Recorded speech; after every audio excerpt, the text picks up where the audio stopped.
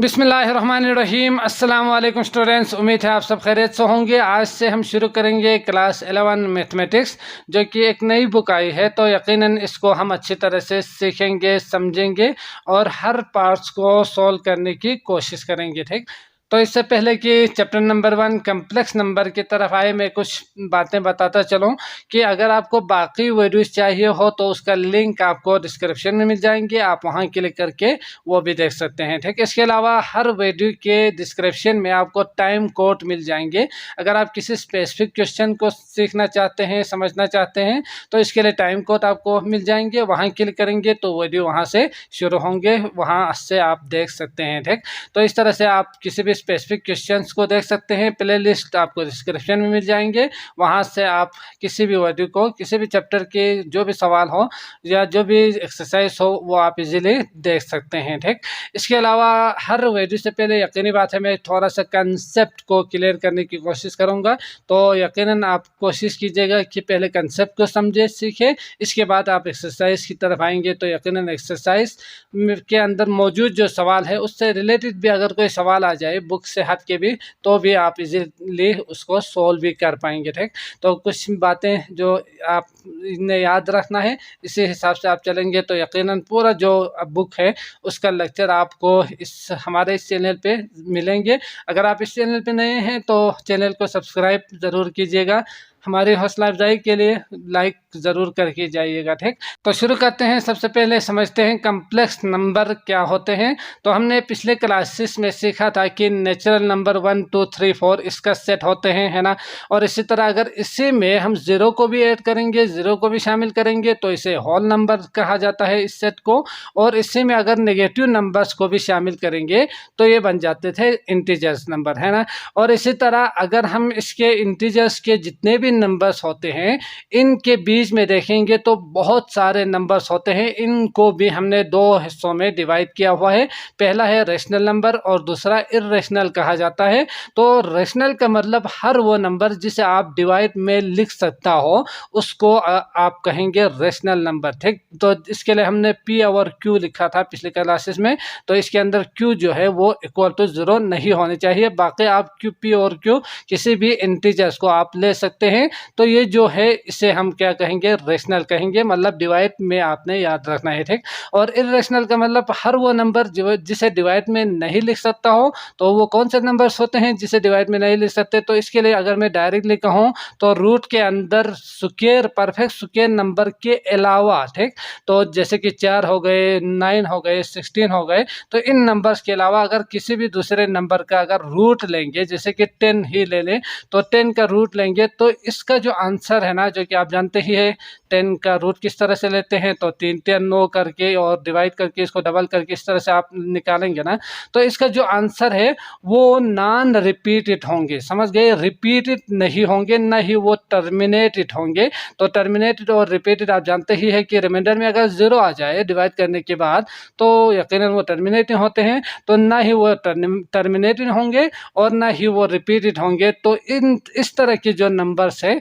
इनको कहा जाता है इर्रेशनल नंबर। समझ गए, तो इर्रेशनल नंबर में इन नंबर्स के अलावा बाकी रूट के अंदर जितने भी नंबर्स आते हैं वो सब भी इर्रेशनल नंबर ही होते हैं। और नॉन रिपीटेड जो भी डेसिमल्स में नंबर होते हैं उनको आप इर्रेशनल कहेंगे। ठीक, और जिस तरह हमने पाई का सीखा था, तो पाई के लिए 3.1459 ये जो नंबर है ये ना रिपीटेड है और ना ही टर्मिनेटिंग होते हैं, इसीलिए इसको हम इर्रेशनल नंबर कहेंगे। और साथ साथ जो हम जानते हैं 22/7 जो इक्वलेट इसका नहीं है पाई के लिए, इसका जो आंसर जो कि आप देख सकते हैं जो कि 5-6 डिजिट के बाद यकीनन रिपीटेड होते हैं, रिपीट, तो इसलिए ये रेशनल नंबर होंगे, इर्रेशनल नहीं होते। ठीक, ये याद रखना है, ये इक्वलेट नहीं है, तकरीबन बराबर आप इसे लिख सकते हैं, सोल्व करने में इजी हो। समझ गए, तो इनके तो ये जो जितने भी रेशनल और इर्रेशनल नंबर्स है इन सब के मजमूए को, या यूं कहें कि रेशनल और इर्रेशनल अगर दोनों को मिलाएंगे तो हमारे पास जो नंबर सिस्टम में नंबरों का एक सेट आया था जिसे हमने नाम दिया था रियल नंबर। समझ गए? तो रियल नंबर का मतलब रैशनल और इर्रेशनल का यूनियन लेंगे तो वो होंगे आपके पास रियल नंबर। इसके अलावा अगर हम बात करें तो यहाँ तक जो भी हमने नंबर सीखा था, इसके अलावा एक और नंबर जो कि अगर मैं यहाँ बताऊं तो 10 का रूट तो हमने सीखा है ना, तो इसके अंदर पॉजिटिव नंबर्स आते हैं। अगर रूट के अंदर नेगेटिव नंबर्स आ जाए, ठीक, तो इसके लिए मैं डायरेक्ट समझाने के लिए कह सकता हूँ कि रूट के अंदर अगर नेगेटिव नंबर आ जाए तो अब तक यहाँ जो हमने जितने भी नंबर सिस्टम सीखा है इसमें ये नंबर शामिल नहीं है ना। तो यकीनी बात है आपने याद रखना है कि अगर रूट के अंदर माइनस के साथ कोई नंबर आ जाए, -10 ही ले लें, तो ये जो नंबर है ना, ये माइनस को हम अलग करके -1 ज़रबे 10 कर सकते हैं, है ना। और इसको भी मज़ीद हम डिवाइड करके -1 का रूट और 10 का रूट करके अलग कर सकते हैं मल्टीप्लाई में। तो ये तो हमने सीखा था कि ये रियल नंबर है यानी इर्रेशनल नंबर है, जबकि ये जो नंबर है ये होते हैं, इसके लिए हमने या यूलर ने हमें एक इसके लिए पहली बार उन्होंने एक नाम दिया था, वो था आइटा। समझ गए? तो इस यूनिट के लिए उन्होंने आइटा कहा था। तो ये जो यूनिट है इसकी जो शक्ल बनेंगे इसे कहा जाता है कम्प्लेक्स नंबर। समझ गए? तो ये कैसे होते हैं? यकीनन -1 का जो रूट है ना, ये जो नंबर है रियल नंबर के साथ मल्टीप्लाई में हो या किसी भी रियल नंबर को इसके साथ प्लस या माइनस करेंगे तो भी ये कम्प्लेक्स नंबर ही रहेंगे। तो इसका जो जनरल फॉर्म है कम्प्लेक्स नंबर के लिए हम z से शो करते हैं, इसके लिए a प्लस आइटा b करके आप लिख सकते हैं, ठीक। तो आइटा का मतलब यहाँ क्या होंगे, -1 का रूट होंगे, और b जो है वो ये भी रियल नंबर मतलब अलग करके आप रियल में कन्वर्ट कर सकते हो ना, माइनस के रूट के अंदर आ जाए तो ये होंगे आपके पास इमेजिनरी नंबर और ये होंगे आपके पास रियल पार्ट। समझ गए? है तो ये रियल नंबर है, लेकिन इसके साथ -1 का रूट मल्टीप्लाई हो तो इस नंबर को इमेजिनरी पार्ट कहा जाता है। समझ गए? तो ये याद रखना है। तो अब तक हमने सीखा कि आइटा जो है वो किसके बराबर होते हैं, -1 का रूट के लिए आप आइटा लिख सकते हैं। अब हम इसको मजीद अगर थोड़ा सा सिंप्लीफाई करेंगे तो इस रूट को ख़त्म करने के लिए take square root on both side करते हैं, तो आइटा का स्क्वायर इस साइड में आ जाएगा, -1 रहेंगे, रूट ख़त्म हो जाएंगे। तो इस तरह से आप कह सकते हैं कि आइटा अगर -1 का रूट हो तो आइटा का स्क्वायर वो -1 के बराबर ही होंगे। समझ गए? और इसी तरह से मजीद आप इसको सोल्व करते जाएंगे, जैसे कि आइटा के क्यूब अगर आपको चाहो तो यकीनी बात है आइटा के क्यूब के लिए आप लिख सकते हैं आइटा का स्क्वायर ज़रबे आइटा।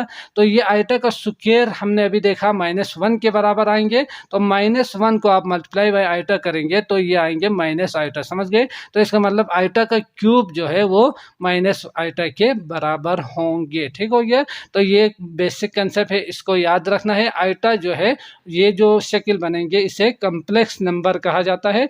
अब बात करते हैं कि अगर कम्प्लेक्स नंबर को अगर आप ऐड करना चाहो या सब्ट्रैक्ट करना चाहो तो इसके लिए किस तरह से करेंगे।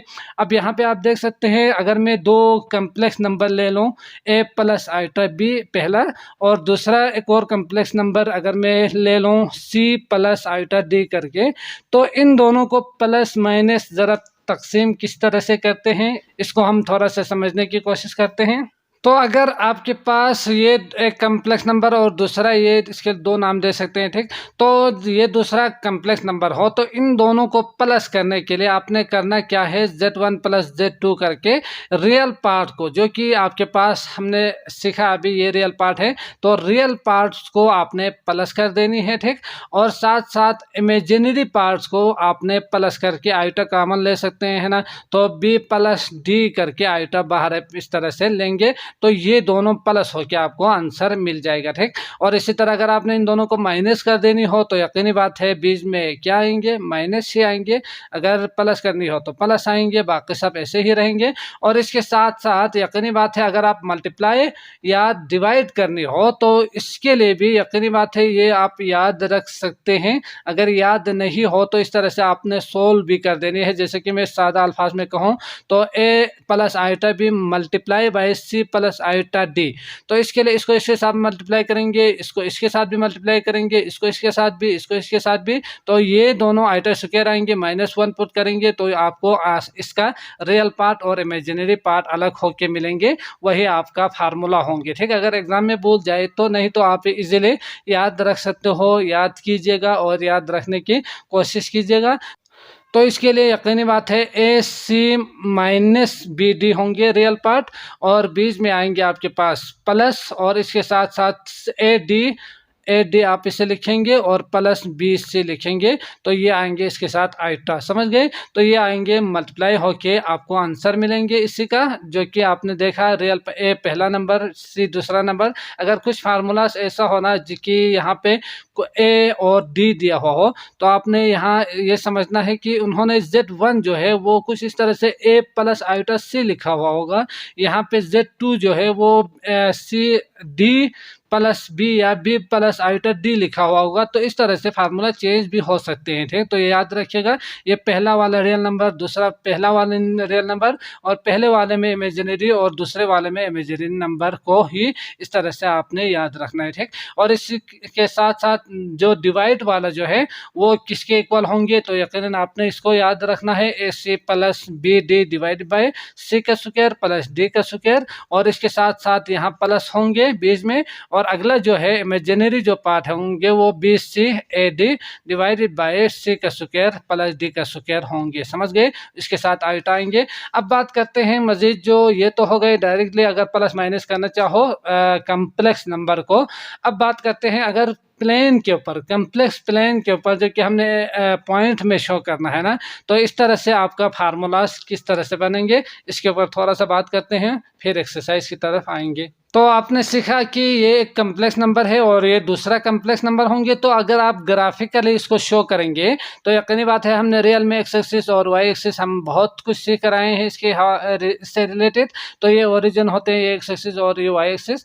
तो इसके अंदर जो रियल पार्ट्स होंगे उनको हम एक्स एक्सिस के ऊपर शो करते हैं, ठीक, और जो इमेजिनरी पार्ट होते हैं उसको हम वाई एक्सिस के ऊपर शो करते हैं। तो इस तरह से ये जो प्लेन बनेंगे इसे हम कम्प्लेक्स प्लेन आप कहेंगे। ठीक, तो ये एक पॉइंट आपको मिलेंगे। तो ये किस तरह से मिलेंगे, अभी हमने देखा कि इसका 2 पॉइंट्स बनेंगे, एक एक्स एक्सिस के ऊपर रियल पार्ट तो ए आएंगे और इमेजिनरी पार्ट वाई एक्सिस आएंगे। तो ये यहाँ पे आपने लिखना है वाई की जगह पे बी। तो इस तरह से आपको इस कम्प्लेक्स नंबर का जो ग्राफिकली पॉइंट आपको मिलेंगे ए और बी। समझ गए? और इसी तरह से बाकी आप इजीली समझ सकते हैं। तो इसके लिए सी और डी होंगे, और बाकी आप इसी तरह से जो भी कम्प्लेक्स नंबर दिया हुआ हो ना, तो रियल पार्ट को एक्स एक्सिस और जो इमेजिनरी पार्ट है उसको वाई एक्सिस के ऊपर इसी तरह से शो कर देने हैं। इसी तरह से आपने लिखना है। अब इनको प्लस करने के लिए यकीनी बात है, आपने रियल पार्ट और रियल पार्ट को रियल पार्ट के साथ, इमेजिनरी पार्ट को इमेजिनरी पार्ट के साथ प्लस करेंगे, जो कि इजीली आप समझ सकते हैं। माइनस भी आप इजीली समझ सकते हैं, जो कि आपने याद रखना है। अब बात करते हैं मल्टीप्लाई में। तो मल्टीप्लाई में हमने मल्टीप्लाई करके जो अभी आंसर निकाला था इस तरह से, तो उसमें हमने जो आंसर निकाला था उसी का रियल पार्ट क्या था, तो ए सी माइनस बी डी इसका रियल पार्ट था, और साथ साथ इसका इमेजिनरी पार्ट जो हमने देखा था तो उसमें A D plus B C जो है वो इमेजिनरी पार्ट थे। तो इस तरह से आप किसी भी 2 पॉइंट्स को मल्टीप्लाई कर सकते हैं। ठीक, और इसी तरह डिवीजन के लिए, डिवाइड करने के लिए आपको रेशनलाइजेशन करना होगा आइटम को हटाने के लिए। तो वो हम आगे मजीद कुछ सीखेंगे। तो उसका जो फार्मूला बनेंगे वो आपने सीखा कि F C plus B D और divide by C square plus D square, ये था रियल पार्ट, और इमेजिनरी पार्ट को आपने यहाँ लिखना है। तो इसका पॉइंट भी आपको मिल जाएंगे। ठीक, तो बी सी ए डी और क्या था C D C square D square, तो ये तो दोनों सेम है ना, तो ये इस तरह से आप याद रख सकते हैं। और बाकी ए सी बी डी और एस बी सी और माइनस ए डी, तो इसको इस साइड पे, इसको इस साइड पे लेकर आके माइनस करेंगे, आपको इसी का फार्मूला याद रहेंगे, इजीली आप याद रख पाएंगे। ठीक, तो इस तरह से आप इजीली इसका पॉइंट को प्लस माइनस ज़रब तक़सीम इजीली आप कर सकते हैं किसी भी 2 पॉइंट्स को। समझ गए? तो आई होप आपको अच्छी तरह से समझ में आ चुका होगा। तो इसी से रिलेटेड क्वेश्चन दिया हुआ है। तो वेक्टर जो कि हम जानते ही है कि हाइपोटेन्यूस जो है वो किस तरह से निकालते हैं, तो उसी से ही आप निकाल सकते हैं। तो वो हम जब सवाल आएंगे तो उससे रिलेटेड भी कुछ मज़ीद सीखेंगे। तो अब आते हैं एक्सरसाइज की तरफ और सवाल को वन बाय वन अच्छी तरह से सॉल्व करके समझते हैं। तो एक्सरसाइज 1.1 क्वेश्चन नंबर 1 आप देख सकते हैं इवेल्युएट दिया हुआ है। तो इसका पार्ट 1 है आइटा की पावर 10 को आपने मल्टीप्लाई कर देनी है माइनस आइटा की पावर 12 के साथ और इसको सिंप्लीफाई भी कर देनी है। ठीक, तो यकीनी बात है इसको सोल्व करने के कई मेथड्स हो सकते हैं। पहले आप मल्टीप्लाई करके फिर सिंप्लीफाई करके आइटा का स्क्वायर जो है वो हम जानते ही है कि वो -1 के बराबर होते हैं। तो कोशिश आपने ये करनी है कि इसको आइटा के स्क्वायर में कन्वर्ट करें। जब आप आपके पास आइटा के स्क्वायर आ जाए ना तो इसके जगह पे आप -1 पुट करके इसको सिंपलेस्ट फॉर्म में कन्वर्ट इजीली कर सकते हैं। ठीक, तो इसकी सॉल्यूशन लिखने के बाद यकीनी बात है आइटा की 10 है, इसको हम क्या करेंगे मल्टीप्लाई पहले करते हैं बाद में आइटा स्क्वायर में कन्वर्ट करते हैं। तो इसके लिए इक्वल टू आइटा की power 10 multiply by minus iota की पावर 12 आप इसे लिखेंगे। तो यहाँ प्लस है तो प्लस माइनस माइनस होंगे। आइटा की पावर 10 अगर बेस सेम हो तो पावर को हम क्या करेंगे ऐड करेंगे तो 10 + 12 होंगे। इसको अगर आप मजीद सिंप्लीफाई करेंगे तो माइनस आइटा के पावर 22 आएंगे, समझ गए। तो माइनस भी इसी के साथ ही होंगे यकीनन। तो इसके लिए आप लिख सकते हैं -1 को आप अलग लिख सकते हैं और साथ साथ यकीनन आइटा का स्क्वायर में अगर आप कन्वर्ट करेंगे तो पावर को पावर के साथ मल्टीप्लाई करेंगे तो ये पावर का आंसर आएंगे, है ना। तो 11 दूनी 22 आप इसे लिख सकते हैं। तो 11 दूनी 22 होंगे। आइटा के स्क्वायर की जगह पे आप लिख सकते हैं -1 और -1 और इसका पावर में 11 होंगे। इसको अगर आप मजीद सोल्व करेंगे तो क्या आएंगे -1 के साथ अगर पावर में ओड हो तो यकीनी बात है ये -1 ही रहेंगे। अगर पावर में इवन हो तो ये प्लस होंगे जो कि आप जानते ही है। तो माइनस माइनस प्लस होंगे, 1 1 द 1 होंगे। या आपके पास आंसर इन दोनों को मल्टीप्लाई या सोल्व करने के बाद है। अगला जो पार्ट है वो करते हैं। तो सवाल दिया हुआ है माइनस आइटा की 16 माइनस आइटा का 6। तो इसको आप अगर देखेंगे तो -1 का 16 आप इसे लिख सकते हैं और आइटा का 16 को आप अलग करके लिख सकते हैं। जैसे कि आप जानते ही है माइनस आइटा के लिए आप -1 ज़रबे आइटा करके लिख सकते हो ना। तो इन दोनों को अगर आप अलग करेंगे तो -1 का 16 पावर अलग होंगे और बेस यकीनी बात है हमने सीखा था अभी।